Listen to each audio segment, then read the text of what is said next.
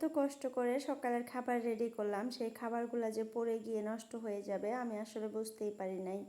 তো চলো সম্পূর্ণ ভিডিওটা দেখো, তাহলে বুঝতে পারবা কি হয়েছে আমার সাথে। আসলে আমি সকালে উঠে রুটিগুলা বানাইছিলাম, বানিয়ে এই সাইডে দেখো উপরে রেখে দিয়েছিলাম, আর কুলা সুদ্ধা পড়ে গিয়ে একদম সবগুলা রুটি একদম ভর্তা হয়ে গেছে।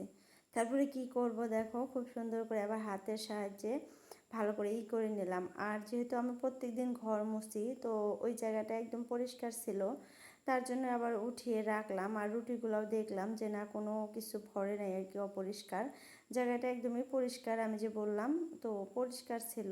তো যার জন্য কিন্তু তুলতে পারলাম। আর এখন কিন্তু বর্তমান আমার একদমই কাজকর্ম করতে ইচ্ছা করে না পড়া, আমার শরীরটা এত পরিমাণে দুর্বল হয়েছে, জানি না কেন, মনে হয় গ্যাসের সমস্যা হয়েছে, মানে গ্যাস হয়েছে, শরীরটা কেমন যেন দুর্বল দুর্বল লাগে, খেতে ইচ্ছা করে না এরকম। আর মাথাটা মাঝে মধ্যে ঘুরায়, তো কাজে অত এনার্জি আসে না, তারপরেও করতে হয়, না করলে হয় না। তো যার জন্যই কিন্তু কাজগুলো করি, আসলে এক কাজ দুইবার করতে ইচ্ছা করতেছে না প্রায় 2-3 দিন থেকে। তো যাই হোক, রুটি ছুটি বানিয়ে ঘরের অবস্থা তো একদম নাজেহাল, রান্নাবান্নাও টুকটাক করলাম, আরও করব আর কি, মানে বটবটি ভাজি করব গাছ থেকে তুলে এনে, বাইরে অল্প অল্প বৃষ্টি পড়তেছে। আর ছেলেকে যেহেতু স্কুলে দিয়ে পাঠাবো, তার জন্য মানে তাড়াতাড়ি করে ইয়াগুলো করে নিলাম। আর আমার ভাইও কিন্তু আজকে আমাদের বাড়িতেই ছিল, তো ও ভাত সাত খাইয়া আর কি ডিউটিতে চলে গেল। আর আজকে আমি ভাত রান্না করছি সকালে, তারপর সবজিও রান্না করছি, ও খেয়ে যাবে যেহেতু, তার জন্য আলু বেগুন মাছ দিয়ে তাড়াতাড়ি করে রান্না করছি টমেটো দিয়ে।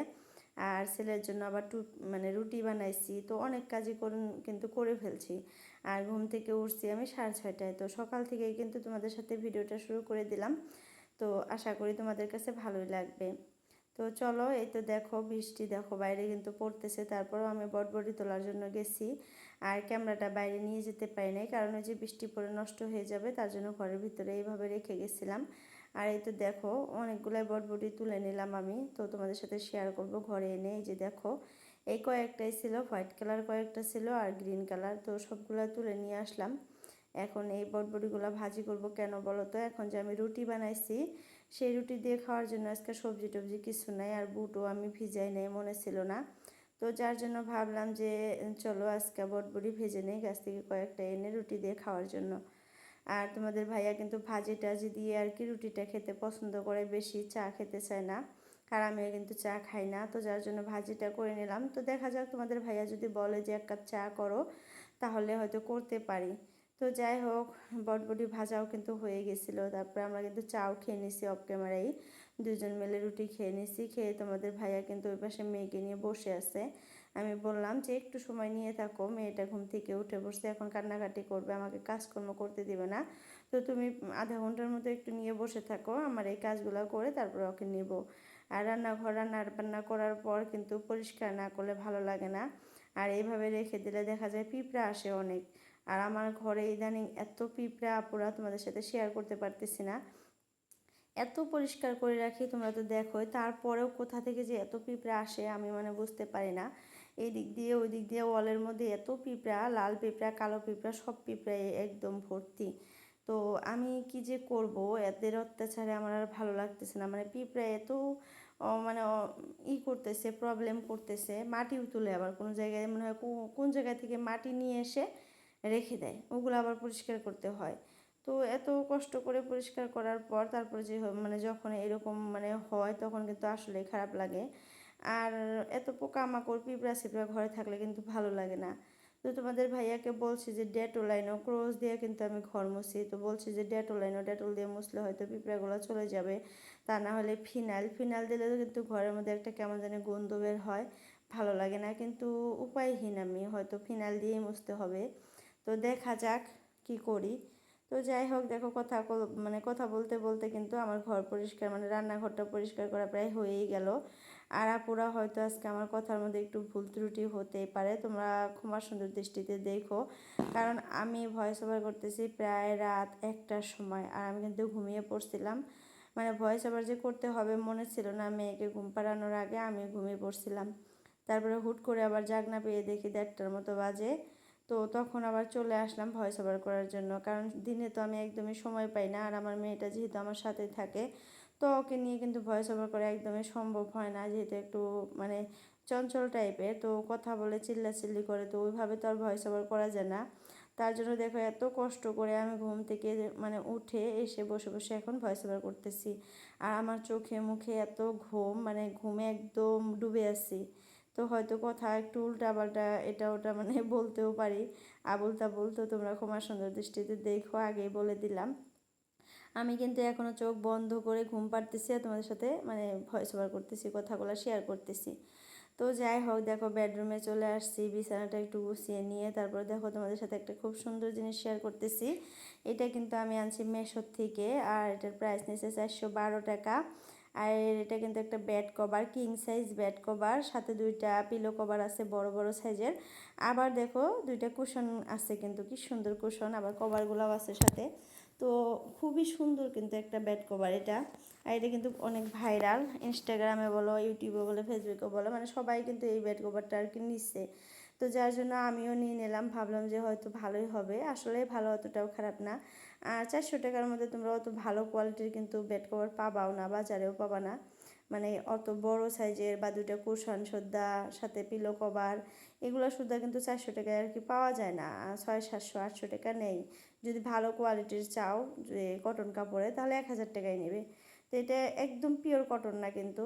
তো এটা কিন্তু আর কি সুন্দর দেখানোর জন্য কি আর কি পারা যায়, মানুষ টানুষ আসলে ধরো কোনো একটা অকেশনে বিছানার মধ্যে পেরে দিলা, ভালো লাগবে। এটা পাইরা যে তোমরা এত গরমের মধ্যে ঘুমাবা, এটা কিন্তু হবে না আর কি। এত গরমে কিন্তু এই বিছানার চাদরগুলোতে ঘুমানো যায় না, অনেক গরম লাগে, যেহেতু একটু মানে পিছলা পিছলা টাইপের, তার জন্য দেখতে কিন্তু কটনের মতোই লাগতেছে, কিন্তু আসলে কটন না।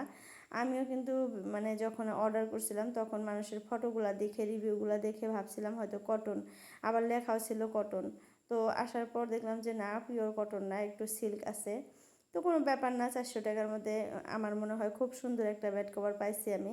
তো তোমরা যদি নিতে চাও আমাকে বললো, আমি লিঙ্কটা দিয়ে দেবো, মানে কমেন্ট সেকশনে দিয়ে দেবো, ডিসক্রিপশনে দিয়ে দেবো, সরি কমেন্ট সেকশনে দেই না, আমি ডিসক্রিপশনে দিই, তোমরা ডিসক্রিপশন চেক করে নিয়ে নিও যদি নিতে চাও। তো যাই হোক, তুলে ফেললাম কেন কারণ বলো তো, তোমাদের সাথে খালি একটু শেয়ার করলাম পেরে, কত বড়, অনেক বড় কিন্তু। আর আমার এই বিছানাটা কিন্তু অত বড় না আর কি, দুইজনের বিছানা, দুইজন ঘুমাতে মানে ঘুমাইতে পারবে এই বিছানায়। একজন ঘুমাইলে ভালো হয়, দুজন ঘুমাইলে একটু মানে হয়, অসুবিধা হয়। তো ওই বিছানায় কিন্তু দুই পাশে অনেকখানি করে বের হয়ে আসছিলো, হয়তো আমার বড় বিছানাটাই হবে খুব সুন্দর করে। তো যাই হোক, বিছানার চাদর বালিশের কভার টভার সুদ্ধা কিন্তু আমি মেশিনে ভরাই দিলাম, আর এখন ধোয়ার জন্য দিয়ে দেবো। একটা খুব খারাপ গন্ধ আছে মানে বিছানার চাদরটার মধ্যে, জানি না কেন এত পরিমাণে গন্ধ, মানে নাকের বগলে নেওয়া যায় না। তো তার জন্য ভাবলাম যে ধুয়ে টুয়ে তারপরে শুকিয়ে একদম গডরেজের ভিতরে তুলে রাখি, এত গন্ধ জিনিস রাইখা দিলে আরও অনেক মানে সবগুলা কাপড়ই হয়তো গন্ধ বের হবে, তার জন্য কিন্তু মেশিনে দিয়ে দিলাম। তো এইদিকে দেখো কাজকর্ম কিন্তু প্রায় কমপ্লিটই হয়ে গেছে, মানে গুছানো টোছানো এগুলো কমপ্লিট হয়ে গেছে। আর বেডরুমে আমার বেশিরভাগ কিন্তু খালি বিছানাটাই এলোমেলো হয়, আর সব কিছু পরিষ্কারই থাকে। মানে যখন এলোমেলো হয় তখনই আমি পরিষ্কার করে নিই, যার জন্য কিন্তু পরিষ্কারই থাকে। তো ঘরটা এখন পরিষ্কার করে ঝাড়ু দিয়ে মুছে নেবো, কালকে কিন্তু ঘর মুছতে পারি নাই, কালকে একটু প্রবলেমের মধ্যে ছিলাম, প্রবলেমটা তোমাদের সাথে শেয়ারও করি নাই, আর মানে এখন হয়তো শেয়ার করা হবেও না। তো যার জন্য আমি কালকে আর কি ঘরটা ঝাড়ু দিই নাই। আর সামনে হয়তো তোমরা খুব সুন্দর একটা সুখবর শুনতে পারবা আমার। তো এখনই আর বললাম না, সুখবরটা ওয়েটিংয়ে রাখলাম, হয়তো সামনে শুনতে পারবা যদি তোমরা আমার ভিডিওগুলো রেগুলার দেখো, খুব সুন্দর একটা সুখবর তোমরা আর কি শুনতে পারবা। তো যাই হোক, আর দেখতেও পারবো হয়তো ভিডিওতে, আমি দেখাইতেও পারি, কোনো ব্যাপার না। তো দেখো এদিকে ঘরটা ভালো করে ঝাড়ু দিয়ে নিতেছি, একদম ওনাছে কোনাছে খুঁচিয়ে মুচিয়ে, আমি কিন্তু এইভাবে ঘর ঝাড়ু দিই, যখনই দেই সুন্দর করে একদম তল টল দিয়ে, খাটের তল দিয়ে একদম সুন্দর করে ঝাড়ু দিয়ে নেই। আবার মানে এই যে সামনেটুকু ঝাড়ু দেবো, খাটের তলে নোংরা থাকবে, ফ্যান চালু করে দিব, ফ্যানের হাওয়ায় কিন্তু সব নোংরা আবার বের হয়ে আসে। তো সেক্ষেত্রে কিন্তু ঘরটা আবার মানে কি বলে মানে নোংরা হয়ে যায়। তার জন্য কিন্তু আমি একদম যখন ঝাড়ু দিই, একদম ঝাড়ু ভিতরে ঢুকিয়ে দিয়ে খুব সুন্দর করে খুঁচিয়ে ঝাড়ু দিয়ে নিয়ে আসি। আর মুছিও কিন্তু ওইরকম করে লাঠিটা ভিতরে ঢুকিয়ে দিয়ে তারপরে মুছে নেই, তার জন্য কিন্তু আমার খাটের তলাটা একদম পরিষ্কার। আমি অনেকেরই দেখি বাড়িতে বাচ্চা থাকলে খাটের তলায় অনেক নোংরা থাকে, জিনিস জমে থাকে, আসলে ওরকম করে জমিয়ে রাখলে কিন্তু জমে যায়। আর যখন যখন বাচ্চারা দেয় তখনই যদি ঝাড়ু দিয়ে বের করে নেওয়া আসা যায় ঝাড়ু দিয়ে, তাহলে কিন্তু পরিষ্কারই থাকে। তো বলতে গেলে যখনকার কাজ যদি তখনই করে নাও তাহলে কিন্তু পরিষ্কারই থাকে, আর যদি বলো যে থাক কদিন পরে বের করব, তাহলে কিন্তু আরও বেশি করে নোংরা হয়ে যাবে। আর যেদিন তুমি আবার করবা 1 সপ্তাহ বা 10 দিন পর, সেদিন কিন্তু তোমার একটু কষ্ট বেশি হবে এগুলো পরিষ্কার করতে।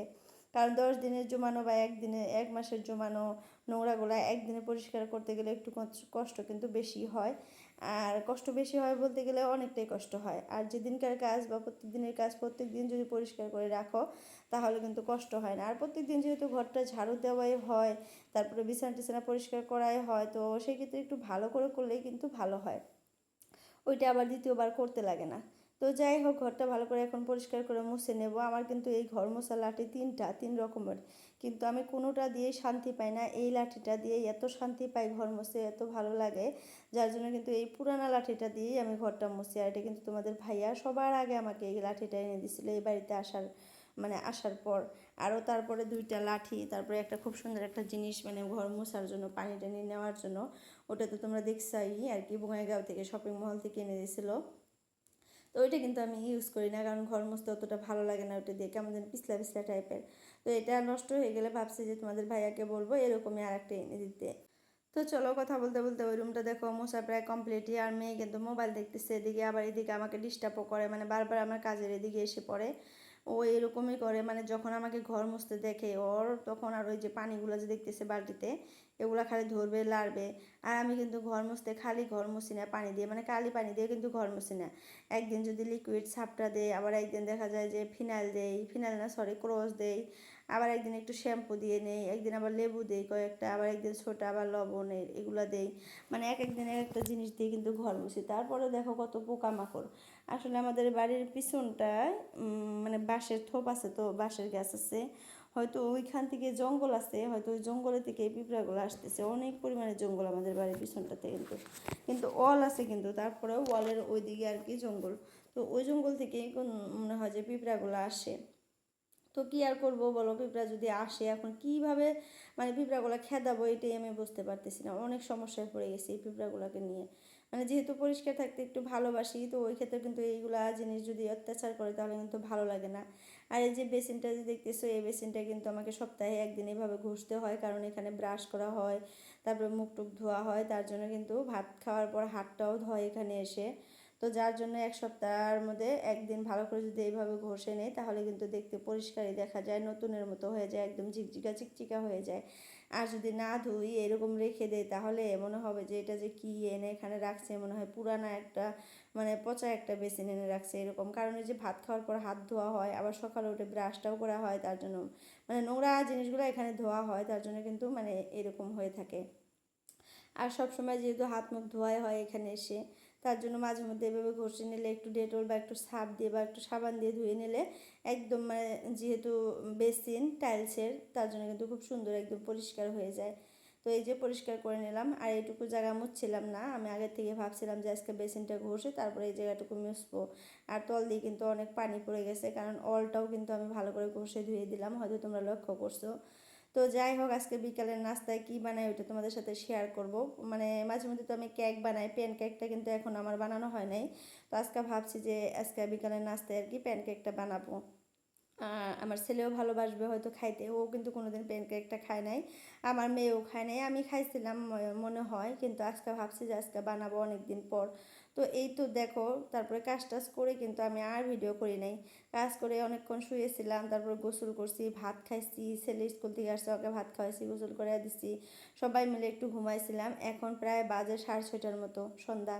তো সন্ধ্যাবেলা তোমাদের ভাইয়া বাজার থেকে চলে আসছে, তারপরে দেখো এই যে প্যানকেকগুলো বানিয়ে নিতেছি। প্রায় 8-9টার মতো প্যানকেক বানিয়ে নিছি, আর 3 কাপ লাল চা করে নিছি আজকে, অনেক দিন পর কিন্তু আজকে লাল চা করে নিছি বিকালে। কারণ প্যানকেক প্যানকেকগুলো এমনি খেতে মনে হয় ভালো লাগবে না, একটু চাটা দিয়ে খাইলে হয়তো ভালো লাগবে। আর কেকগুলো এত সুন্দর হয়েছে, প্যানকেকগুলো এত সুন্দর করে ফুলকো ফুলকো হয়েছে, তোমাদের ভাইয়া বলতেছে খুব সুন্দর হয়েছে। এর মধ্যে ডিম দিলে আরও ভালো লাগতো, আমি কিন্তু ডিম দিই নাই, বেকিং পাউডার, সোডা, আটা, একটু চিনি, একটু লবণ দিছি, আর একটু দুধ দিছি, দিয়ে গুলিয়ে তারপরে এরকম করে আর কি বানিয়ে নিছি। তো যাই হোক, ভিডিওর এই পর্যায়ে এসে আপনাদের কাছে একটা রিকোয়েস্ট করি, যদি কেউ নতুন আসে আমার চ্যানেলটা প্লিজ সাবস্ক্রাইব করো। তো আজকের জন্য এতটুকুই রাখতেছি, বিকালের নাস্তা করতে করতে আজকের ভিডিওটা শেষ করলাম। তো সবার সুস্বাস্থ্য কামনা করে আজকের জন্য বিদায় নিলাম।